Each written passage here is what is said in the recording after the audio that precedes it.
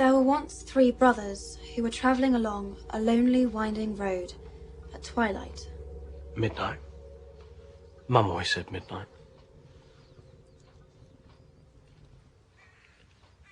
But twilight's fine. Better, actually.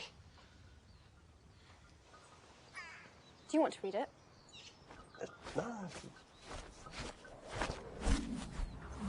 There were once 3 brothers who were travelling along a lonely, winding road at twilight. In time, the brothers reached a river too treacherous to pass. But being learned in the magical arts, the 3 brothers simply waved their wands and made a bridge. Before they could cross, however, they found their path blocked by a hooded figure. It was Death, and he felt cheated. Cheated because travellers would normally drown in the river, but Death was cunning. He pretended to congratulate the 3 brothers on their magic, and said that each had earned a prize for having been clever enough to evade him. The oldest asked for a wand more powerful than any in existence, so Death fashioned him one from an elder tree that stood nearby.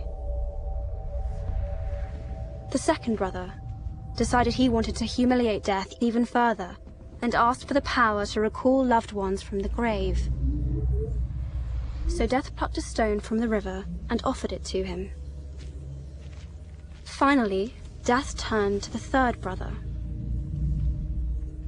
A humble man, he asked for something that would allow him to go forth from that place without being followed by Death. And so it was that Death reluctantly handed over his own cloak of invisibility. The first brother travelled to a distant village, where with the elder wand in hand, he killed a wizard with whom he had once quarrelled. Drunk with the power that the elder wand had given him, he bragged of his invincibility. But that night, another wizard stole the wand and slit the brother's throat for good measure. And so Death took the first brother for his own. The second brother journeyed to his home, where he took the stone and turned it thrice in hand.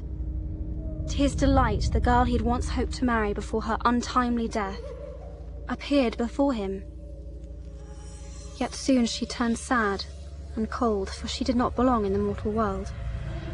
Driven mad with hopeless longing, the second brother killed himself so as to join her.